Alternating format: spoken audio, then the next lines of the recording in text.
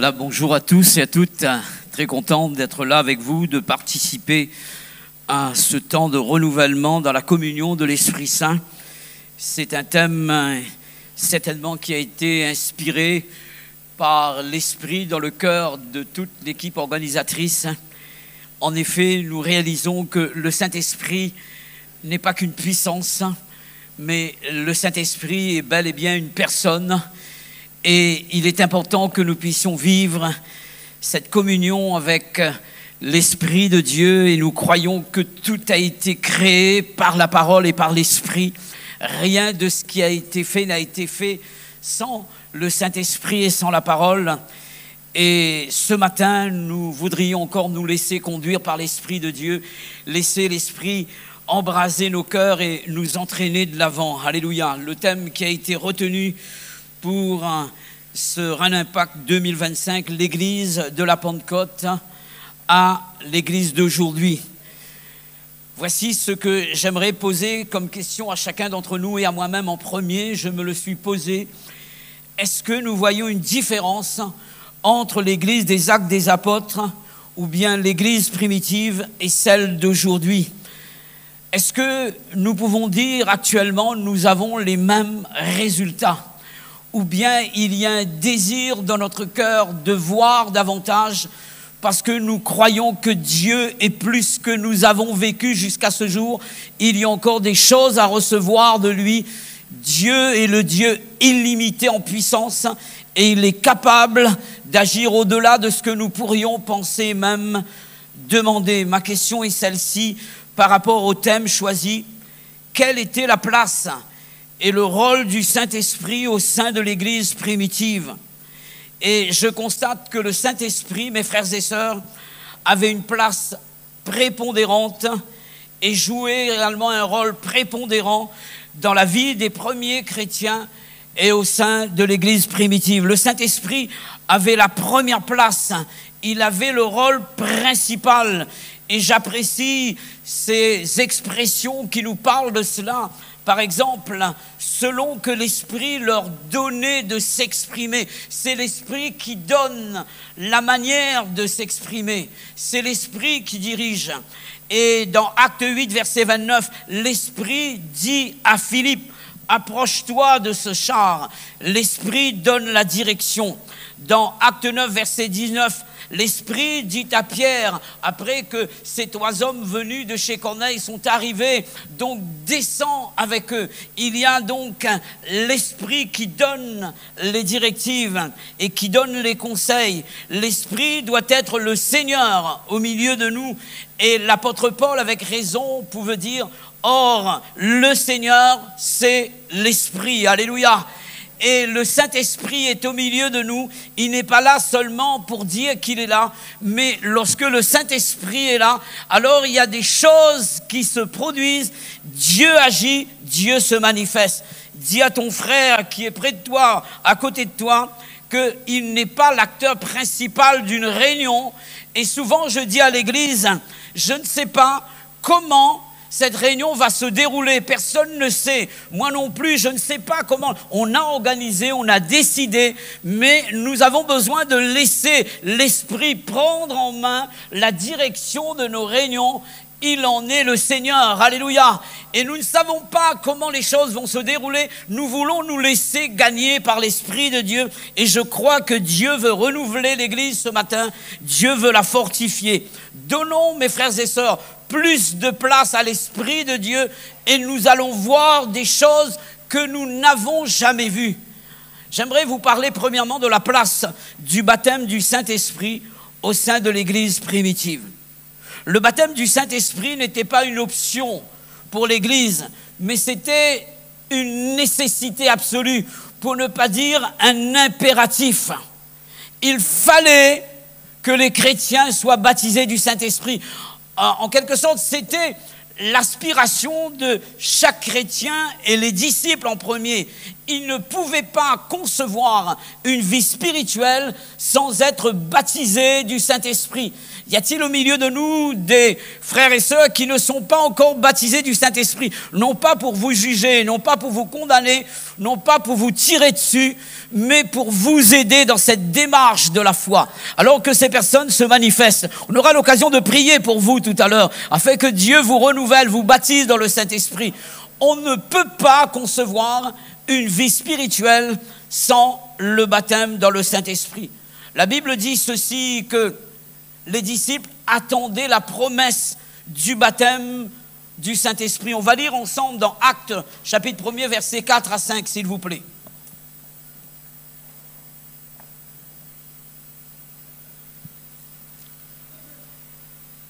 Actes, chapitre 1er, versets 4 à 5.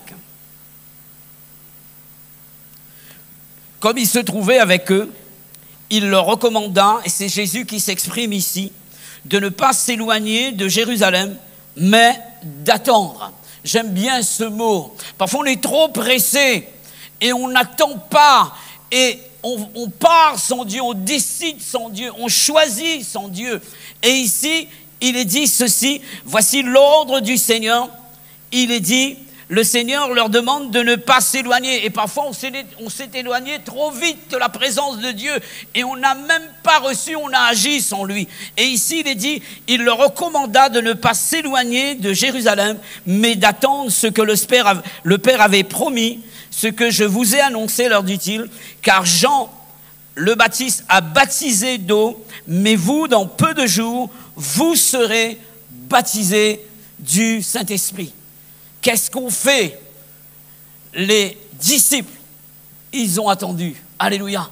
Ils ont attendu dans un climat de foi. Alléluia.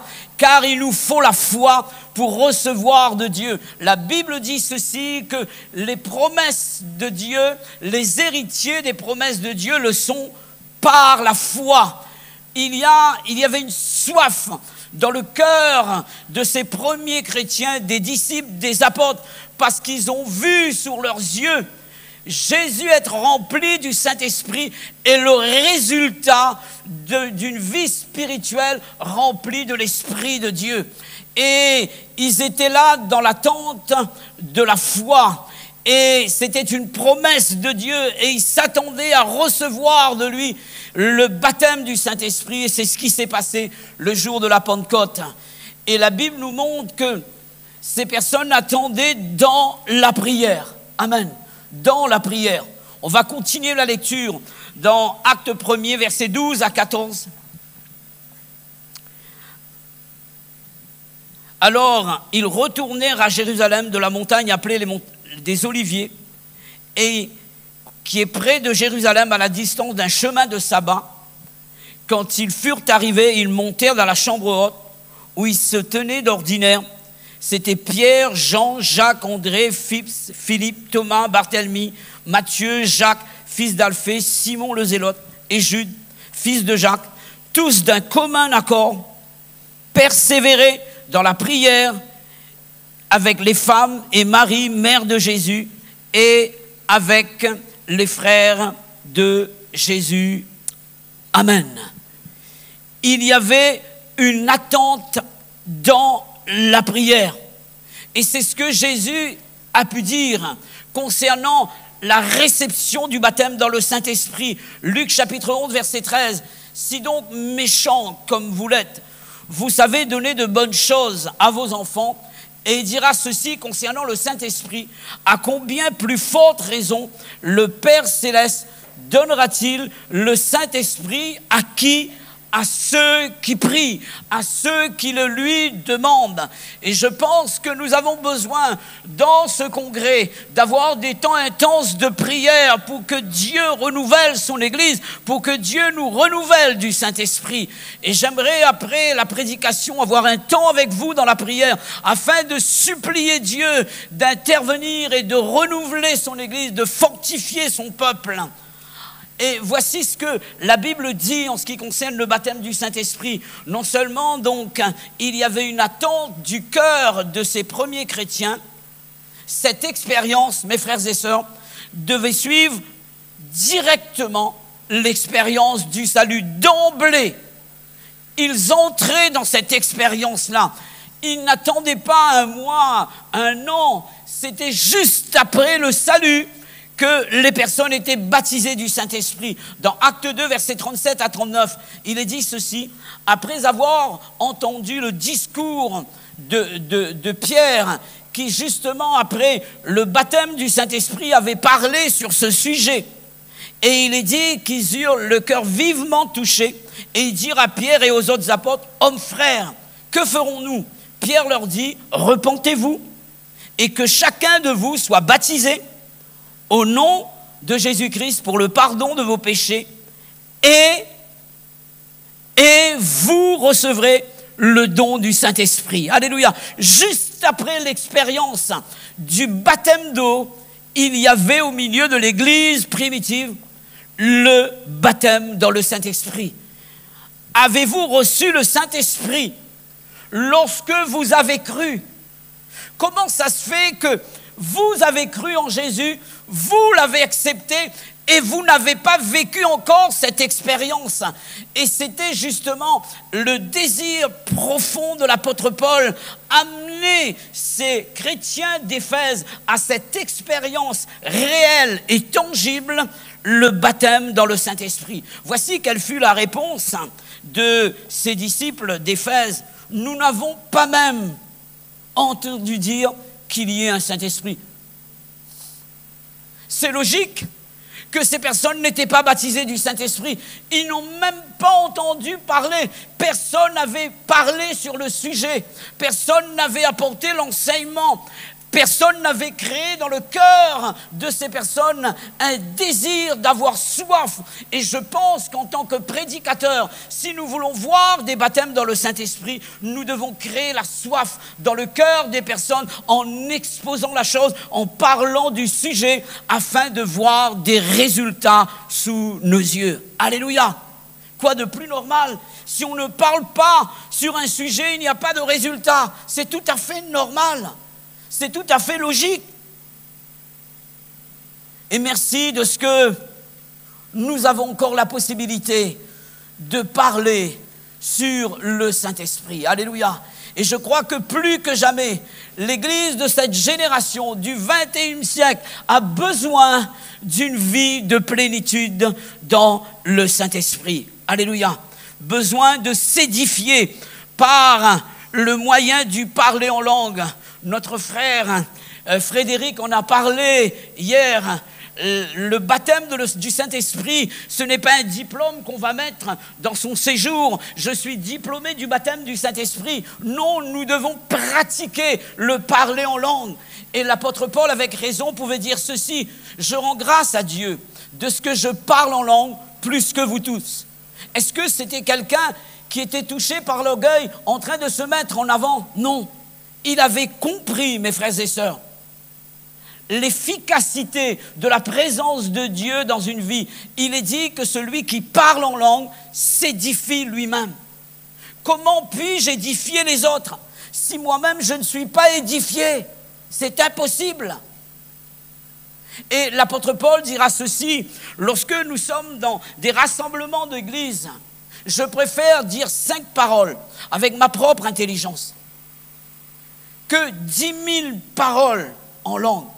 Alors je me suis posé la question suivante: quand est-ce qu'il disait les 10 000 paroles en langue? C'est dans son culte personnel, dans sa vie privée. Et j'ai entendu récemment quelqu'un parler du temps que l'on peut, en 1 heure, on peut prononcer au moins 12 000 mots en 1 heure. Et j'ai réfléchi à cela. Cela veut dire qu'au moins, Paul passait au moins 1 heure, 10 000 paroles en langue.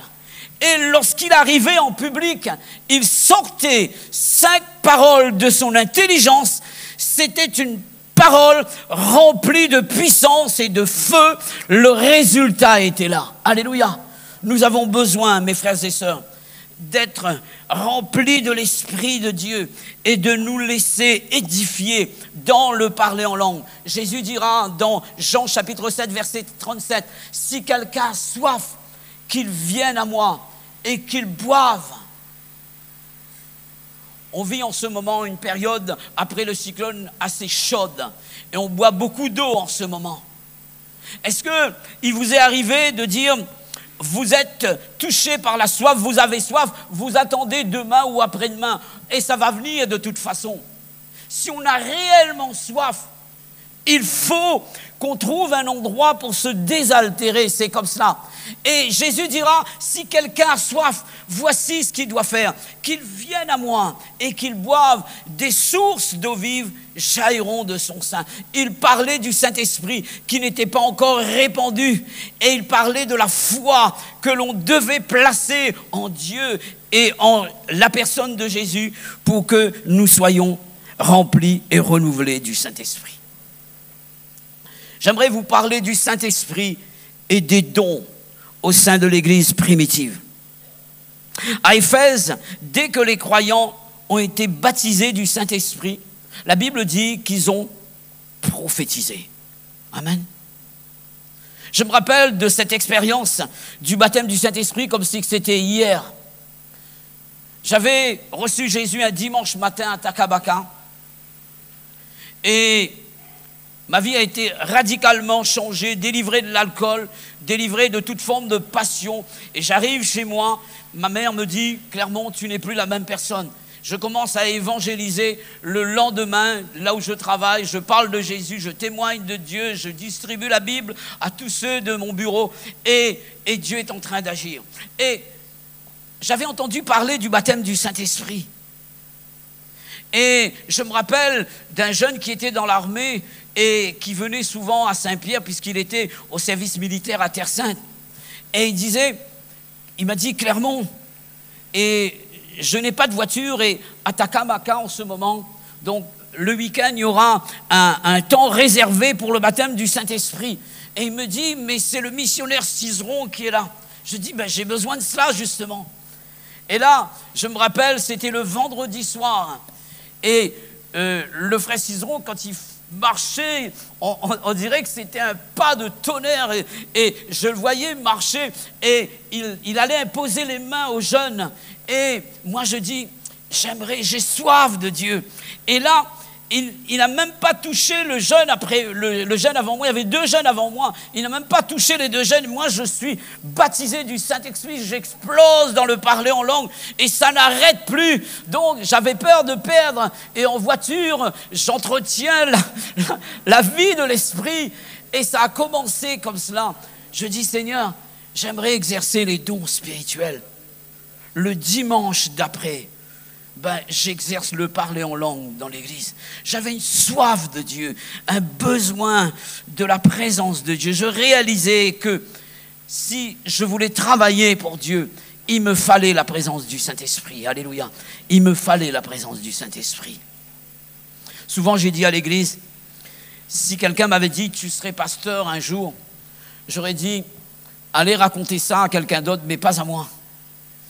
J'étais un grand timide. Et j'étais nul à l'oral à l'école à l'époque. Et il m'a fallu donc, et à un certain âge, j'ai commencé à prendre de l'alcool pour essayer de vaincre ma timidité. Et après l'effet de l'alcool, le complexe d'infériorité, la timidité revenait. Et je n'arrivais pas à m'exprimer, à parler avec quelqu'un, c'était impossible à moi. Mais lorsque j'ai reçu le baptême du Saint-Esprit, tout a changé, alléluia, tout a changé, alléluia. Le vœu de mon cœur ce matin, c'est que nous puissions non seulement être renouvelés du Saint-Esprit, mais qu'il y ait une soif d'exercer les dons spirituels. Dans l'église primitive, les dons spirituels, selon 1 Corinthiens 14, étaient quelque chose de tout à fait normal. Dans toutes les réunions, on entendait, on voyait et on appréciait les dons spirituels. les dons d'édification, la diversité des langues. Et l'apôtre Paul cite ces dons, l'interprétation des langues, la prophétie. Il va encore plus loin, les dons de puissance, le don de guérison, le don de miracle. Et ces choses-là, nous devons les vivre au milieu de l'Église, comme en 1966, le don de foi, le discernement des esprits, la parole de connaissance, la parole de sagesse. Le frère a parlé des témoignages, des paroles de connaissance, paroles de sagesse, où Dieu révèle les secrets du cœur. Et la Bible dit que lorsque les gens viendront dans nos églises et voyant que le secret de leur cœur sont révélés, ils vont tomber sur leur face et reconnaître que Dieu est parmi nous. Alléluia, que Dieu est parmi nous. Aspirons à ces choses-là. Ce n'était pas quelque chose propre à l'Église primitive. Aujourd'hui encore, ces manifestations doivent se voir dans nos églises. Et nous avons été baignés, je disais aux frères, dans le surnaturel par rapport à l'œuvre de Dieu naissante à l'île de la Réunion. Nous avons vu des choses extraordinaires. Et les frères les plus anciens peuvent témoigner, combien ont témoigné, souvent témoignent dans leur message des expériences de guérison que Dieu a opérées dans notre île, et par l'intermédiaire de notre frère Aimé Cizeron et d'autres pasteurs également qui se sont succédés.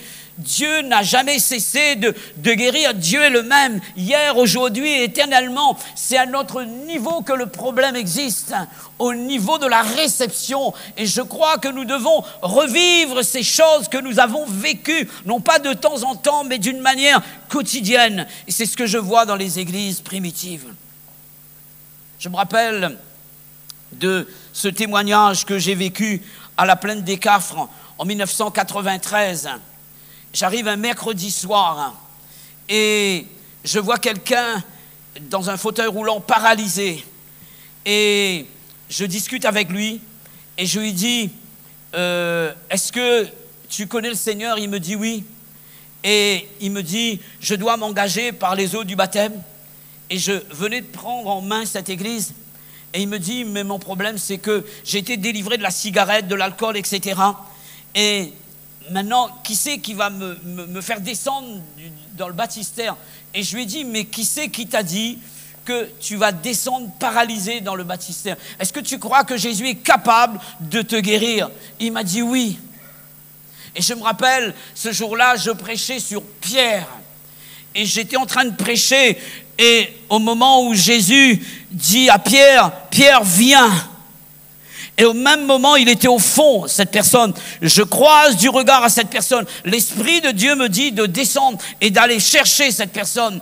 Et je vais vers cette personne. Je lui demande de se lever au nom de Jésus. Et le frère qui était là et la belle-sœur également vont me dire, ça fait 12 ans qu'il est paralysé, pasteur. Il ne marche pas. Et là, j'ai senti dans mon cœur le besoin de réitérer cette demande. Lève-toi au nom de Jésus. Et il a commencé à se lever. Il avait des chaussures orthopédiques. Les mains étaient recroquevillées comme cela.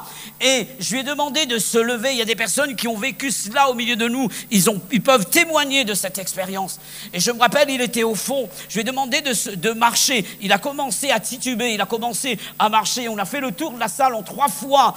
Et j'ai arrêté ma prédication. Et puis à un moment donné, je lui ai demandé d'enlever ses chaussures orthopédiques. Il a marché pieds nus.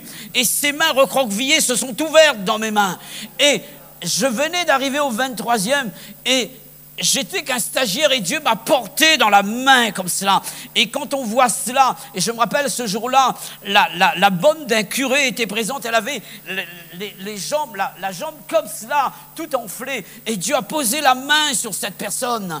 Et pour dire ceci, le temps des miracles n'est pas passé, le temps me manquerait pour vous parler des manifestations de la puissance de Dieu au milieu de son église réunionnaise. Et nous prions pour que une vague de l'Esprit descende de nouveau sur l'église, pour que cette église aille de l'avant et progresse à tous égards. Alléluia. Je me rappelle également à Saint-Louis d'un jeune qui était venu un mardi. Il a été invité par une personne un mardi. C'était un temps de jeûne et de prière. Et il est venu à l'imposition des mains. Et il m'a montré ses bras remplis de plaies purulentes. Et ensuite, je lui ai dit, est-ce que vous croyez que Dieu est capable de vous guérir? Il m'a dit oui, pasteur. Et on a prié ensemble. Et il a ensuite descendu ses manches, il est rentré, il est parti à sa place. Et dimanche matin, je vois une action de grâce sur un papier.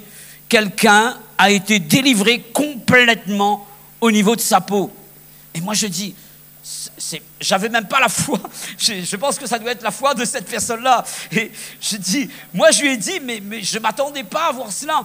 Et à un moment donné, je demande à cette personne de venir. La personne vient. Et moi, j'ai vu, il m'a dit que tout mon corps est touché comme cela. J'ai vu tous les dermatologues de l'île, ça n'a rien donné. Et là, il s'approche et je regarde son bras. Mes frères et sœurs, comme mon bras ici, aucune plaie, aucune cicatrice, exactement comme la Bible nous le dit, la peau du lépreux a été complètement purifiée. Et si on m'avait dit que cette personne, si j'avais pas vu cela, j'aurais pas cru. J'aurais pas cru, même en tant que pentecôtiste. Pour vous dire ceci, c'est que Dieu est capable de grandes choses. Avons-nous soif de Dieu? Il est question des dons spirituels. Dieu est capable d'accorder des dons de guérison à tous ses serviteurs, à tous ses servantes. J'aimerais vous parler de l'esprit et de la prière. L'esprit et la prière. La Bible dit dans 1 Corinthiens chapitre 14, verset 15, première partie, et l'apôtre Paul s'exprime de cette manière. Il est dit, je prierai par l'Esprit, par le Saint-Esprit, mais je prierai aussi avec mon intelligence. Amen.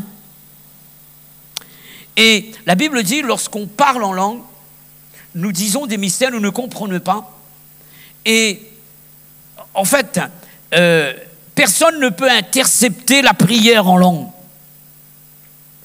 Et il est question du direct avec le ciel. Alléluia. Et l'apôtre Paul dit, je prierai par l'esprit, mais aussi je prierai avec mon intelligence. Et dans Romains chapitre 8, verset 26, il est dit, de même aussi l'esprit nous aide dans notre faiblesse. Et effectivement, il nous est arrivé de savoir, et Jésus lui-même dans le jardin de Gethsémane à un moment donné, est-ce que, Seigneur, c'est possible que cette coupe s'éloigne de moi? Et là, il recherche la volonté de Dieu. Et Jésus, donc, il est dans un corps d'homme. Jésus n'est pas un robot et il ressent la douleur. Il y a une appréhension dans son cœur. La Bible dit que l'angoisse et la crainte l'avaient saisi dans ce jardin de Gethsémane. Deux choses que Jésus n'avait jamais vécues jusqu'à ce jour. La séparation d'avec son Père et le poids du péché de l'humanité sur sa vie. Et il appréhende deux choses. Et pour lui, c'est dans le domaine de l'inconnu. Il n'a jamais connu cela. Et il va vivre ces choses-là. Vous comprenez que face à cette situation, il est en train de rechercher la volonté de Dieu. Et c'est l'homme qui prie là. C'est l'homme qui prie. Jésus homme. Et il a besoin de connaître la volonté de Dieu. N'en parlons plus, nous, mes frères et sœurs. Nous avons, dans ce domaine-là, des carences. Nous avons des faiblesses également. Et nous avons besoin de connaître, de prier selon la volonté de Dieu. Et lorsque nous prions par l'Esprit, et il est question de soupirs inexprimables, il est dit, et celui qui sonde le cœur connaît quelle est la pensée de l'Esprit, car c'est selon Dieu qu'il intercède en faveur des saints. Amen. Combien de fois nous avons reçu de Dieu et si nous réfléchissons, nous disons, mais j'ai jamais demandé à Dieu cette chose-là. As-tu pensé à la prière de l'Esprit?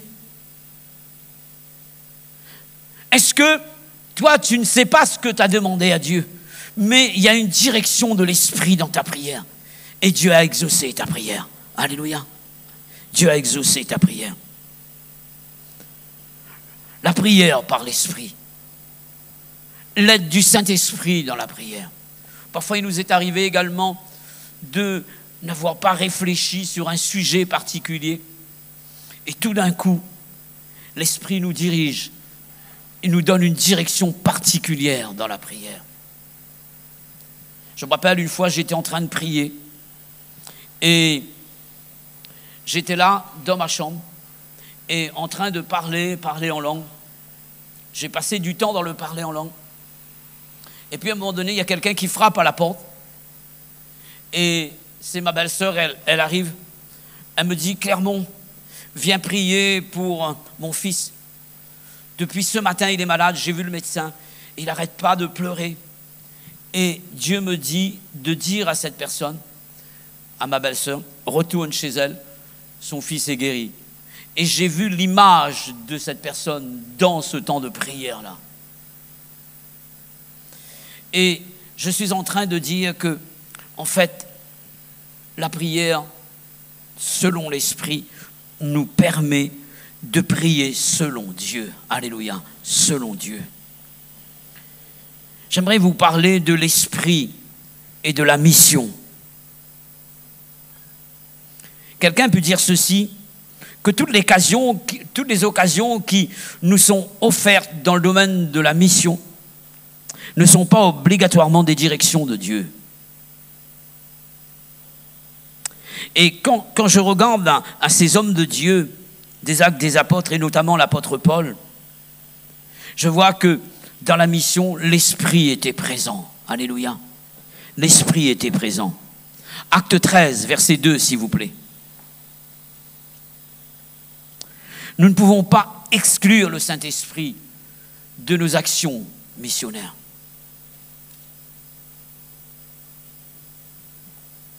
Voici ce qui est dit dans ce texte. Pendant qu'ils servaient le Seigneur dans leur ministère et qu'ils jeûnaient, amen, le Saint-Esprit dit, mettez-moi à part Barnabas et Saul pour l'œuvre à laquelle je les ai appelés. Alors, après avoir jeûné et prié, ils leur imposèrent les mains et les laissèrent partir. On va lire le verset 4 également. Barnabas et Saul, envoyés par le Saint-Esprit, descendirent à Séleucie, etc., etc. L'Esprit est la mission. Je vois que c'est l'Esprit qui appelle. Amen. C'est l'Esprit qui appelle. Chapitre 13, verset 2. Mettez-moi à part. Ces deux hommes. Ensuite, dans Acte 20, verset 28, l'apôtre Paul dira justement aux anciens d'Éphèse, il va parler du Saint-Esprit qui a établi ces personnes en tant qu'évêque. Le Saint-Esprit établit. Amen. Le Saint-Esprit établit. Le Saint-Esprit envoie. Il appelle, il établit et il envoie. Alléluia. Et nous avons besoin de la direction du Saint-Esprit dans nos choix missionnaires également. Merci Seigneur pour l'œuvre missionnaire à l'île de la Réunion. Merci pour ceux qui ont payé le prix, qui ont quitté l'île pour aller à Mayotte, pour aller au Liban, pour aller dans ces pays donc, où l'évangile est difficile, l'accessibilité, etc. Mais n'empêche que Dieu a permis que ces personnes y aillent. Et je vois là une direction de l'Esprit, alléluia, une direction de l'Esprit. Il y a des ouvertures qui se font en ce moment et je pense que nous avons besoin d'avoir cette sensibilité de l'Esprit. Et la Bible parle de Paul, par exemple, dans Acte 16. Il est parlé du Saint-Esprit qui va empêcher Paul dans une mission, d'accomplir une mission, empêché par le Saint-Esprit. Peut-être que ça aurait été moi, j'aurais dit, c'est une œuvre du diable qui ne veut pas que je travaille pour le Seigneur. Et le Saint-Esprit peut nous empêcher d'accomplir une œuvre, empêché par le Saint-Esprit. Et il dira donc, acte 20, versets 22 à 23, « Lié par l'Esprit, je vais à Jérusalem. L'Esprit m'avertit. » On voit bien donc les directives du Saint-Esprit dans les actions missionnaires. Alléluia. Le Saint-Esprit peut fermer une porte. Et combien de portes on a ouvertes alors que le Saint-Esprit a fermé. Et des portes qui sont fermées que l'Esprit peut ouvrir également. Alléluia. Il est question pour nous d'une sensibilité de l'Esprit. Alléluia. L'esprit et l'évangélisation. J'aime bien ce passage où Philippe est dans une grande mission à Samarie. Et vous vous rappelez, Jésus n'a pas été reçu à Samarie. Et là, qu'est-ce qui se passe? Un diacre comme Philippe est accepté à Samarie. Il y a eu comme un certain bouleversement également. Parfois, Dieu force un peu les choses. Et il y a eu quelques persécutions qui fait que les personnes qui devaient rester là à Jérusalem, alors que Dieu avait demandé d'aller donc en Judée, en Samarie, jusqu'aux extrémités de la terre. Et ils étaient là, les apôtres, ils sont restés à Jérusalem. Ils ont campé dans cette ville. Et là, Dieu permet la persécution pour permettre à ce que sa parole s'accomplisse. Et la Bible dit qu'ils sont partis en Judée. Et là, Philippe arrive en Samarie et il prêche le Christ. Alléluia. Un réveil extraordinaire. Un réveil extraordinaire. Il est en plein réveil. On peut dire qu'il est à la tête de ce réveil.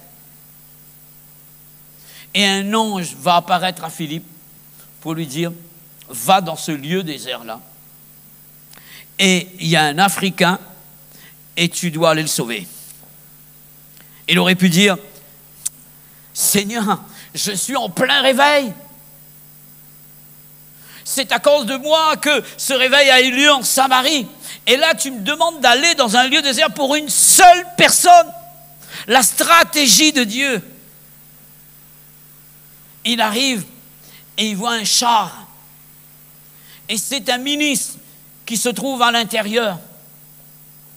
Et l'Esprit va lui dire, Philippe, approche-toi de ce char. Alléluia. Approche-toi de ce char. Et il va apporter l'évangile au ministre éthiopien. Dieu est un grand stratège. Alléluia. Et ce ministre, ayant été touché par le Christ, d'après vous, quand il arrive dans son pays, qu'est-ce qu'il va faire? C'est un homme qui a de l'importance, c'est un homme qui a une certaine notoriété en tant que ministre. Et là, il a rencontré le Seigneur. Alléluia. L'évangile arrive en Éthiopie. Alléluia. À cause de cet homme qui s'est laissé conduire par l'Esprit de Dieu. L'Esprit lui dit, approche-toi de ce char. Vous avez remarqué que lorsque Jésus accomplit le premier miracle où il a fait cette pêche miraculeuse avec Pierre, il va dire, jetez vos filets pour pêcher. C'est un peu le travail d'évangélisation. Jetez vos filets pour pêcher. Et Dieu nous a donné cette mission d'aller par tout le monde prêcher la bonne nouvelle. Il nous donne, il y a Jérusalem, il y a jusqu'aux extrémités de la terre. Mais dans cette œuvre missionnaire, il n'y a pas de ville précise, il n'y a pas d'endroit précis. Mais ici, Dieu donne un endroit précis. Approche-toi de ce char-là. Et à un moment donné, lorsque Jésus est ressuscité, il va renouveler cette pêche miraculeuse et il va dire cette fois-ci, jetez vos filets du côté droit de la barque. L'endroit est précis. Alléluia. Et Dieu peut nous donner des précisions également dans notre travail d'évangélisation. Et combien de personnes, on a entendu ce témoignage des personnes qui étaient en train de distribuer des traités. Et il y avait une vieille mémé qui était présente ce jour-là et les jeunes ne voulaient pas monter l'étage pour aller déposer une invitation à une personne. Heureusement que cette mémé a pris le courage à deux mains et elle est montée les escaliers, il n'y avait pas d'ascenseur. Elle est allée pour déposer le message à cette personne qui avait besoin du Seigneur Jésus. Alléluia. Et parfois Dieu nous donne des précisions par rapport à une œuvre d'évangélisation. Et c'est l'Esprit qui est dans ce mouvement-là. Et il nous faut être sensibles à l'Esprit de Dieu dans ce domaine-là également. Alléluia. J'aimerais vous parler de l'Esprit et de la parole. Les deux sont liés. On ne peut pas dissocier l'Esprit et la parole. C'est impossible. Lorsque vous prenez les lettres, les 7 lettres de l'Apocalypse, et lorsqu'on lit chaque lettre adressée par Jésus, il est parlé de l'auteur de la lettre, le véritable, l'étoile brillante du matin. Il est question de Jésus. Et à la fin de chaque lettre, qu'est-il écrit? Que ceux qui ont des oreilles entendent ce que l'Esprit dit aux églises. Alléluia. L'Esprit ne peut dire autre chose que ce que Jésus a dit. Alléluia. Et il est important de pouvoir comprendre que l'Esprit marche toujours avec la parole. Il va de pair avec la parole. Nous ne pouvons pas dire que nous sommes remplis de l'Esprit de Dieu et nous accomplissons des choses qui ne sont pas écrites dans la Bible. C'est impossible. Et l'Esprit prend ce qui appartient à Christ et nous le donne.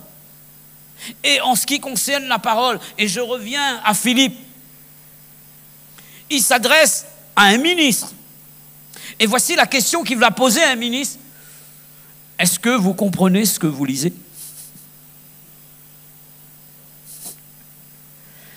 Ça vous viendrait à l'idée d'aller discuter avec un ministre et lui dire, est-ce que vous comprenez ce que vous lisez? Et l'autre, il aurait pu dire, attends, tu sais qui je suis? Je suis le ministre. Et tu penses que j'arrive pas à comprendre le texte, un texte? Je peux étudier un texte et je peux t'expliquer noir sur blanc ce que le texte dit. Mais je vois un homme humble. En fait, Philippe est en train de faire comprendre à cette personne que nous avons besoin du Saint-Esprit pour la compréhension de la parole de Dieu. Alléluia. Nous avons besoin du Saint-Esprit. Je ne parle pas de la lettre, je parle de l'esprit des Écritures. Quoi de plus normal de s'adresser à l'auteur de la Bible pour comprendre la Bible? Et qui c'est qui a inspiré la Bible? C'est l'Esprit de Dieu. Alléluia. Et nous avons besoin d'avoir recours à l'Esprit de Dieu pour pouvoir comprendre les Écritures. Mais aussi, la Bible dit que Philippe ce jour-là, va, à partir du texte du prophète Isaïe, va présenter le Christ à cette personne. Alléluia. Lorsque Pierre prêche le jour de la Pentecôte, il a prêché à partir de la prophétie de Joël. Il connaissait les Écritures. Alléluia. L'homme de l'Esprit a relation avec la parole. Alléluia. Et il va expliquer de long en large la prophétie de Joël. Pourtant, on peut dire qu'il prêche l'Évangile. On peut, à partir de l'Ancien Testament, prêcher l'Évangile. À partir des psaumes, prêcher l'Évangile. À partir de l'Évangile, prêcher l'Évangile. À partir des Épîtres, prêcher l'Évangile. Lorsque j'ouvre ce livre-là, l'Esprit doit m'éclairer sur une personne et une seule personne. Dans l'Ancien Testament, je dois voir par le bélier d'Abel, Jésus, par l'échelle de Jacob, je dois voir Jésus. Alléluia. Je dois voir Jésus dans toute la Bible. Si j'ouvre ma Bible, je ne le vois pas, je n'ai vu personne. Et je ne peux pas parler de quelqu'un que je n'ai pas rencontré. Et souvent, je pose la question suivante aux chrétiens. Non pas qu'avez-vous lu dans la Bible? Est-ce que vous l'avez vu? Est-ce que vous avez rencontré Jésus? Est-ce qu'il y a eu un contact entre votre personne et la personne de Christ? Lorsque nous sommes remplis de l'Esprit de Dieu, l'Esprit nous conduit vers la personne de Christ pour la compréhension de sa parole. Alléluia. Et il nous faut, mes frères et sœurs, plus que jamais, dans cette génération, être des hommes et des femmes remplis de l'Esprit de Dieu. Alléluia. Est-ce que vous voulez avoir un temps de prière avec moi? J'aimerais que nous puissions nous mettre debout un moment et avoir un temps de prière. On va prier pour que Dieu baptise du Saint-Esprit tous ceux qui ne le sont pas. On va prier pour que Dieu renouvelle nos ministères. On va prier pour que Dieu accorde quelques dons spirituels à ceux qui sont déjà baptisés du Saint-Esprit. On va prier pour qu'il y ait un renouvellement dans la vie de l'Esprit. On va prier pour que ce lieu soit un lieu comme étant une nouvelle chambre haute où l'Esprit va certainement travailler dans nos cœurs et travailler nos cœurs. Alléluia. Seigneur, tu es réellement vivant au milieu de nous. Nous croyons dans l'efficacité de la personne du Saint-Esprit. Nous croyons que l'Esprit n'est pas seulement une puissance, mais nous croyons que l'Esprit est Dieu et qu'il est le Seigneur. Viens encore agir au milieu de nous, cher Saint-Esprit, et viens faire une œuvre puissante au plus profond de nos cœurs. Viens développer en nous toutes les qualités qui appartiennent à Christ. Donne-nous à manifester le fruit de l'Esprit, l'amour, la joie, la paix, la patience, la bonté, la bienveillance, la fidélité, la douceur et la tempérance. Seigneur, accorde-nous à manifester les dons de l'Esprit, les dons de guérison, le don de miracle, le don de foi, le discernement des esprits, la parole de connaissance, la parole de sagesse. Nous prions pour que, Seigneur, le feu embrase le cœur de chacun d'entre nous, que nos églises soient des églises de feu, des églises de Pentecôte, et que nous puissions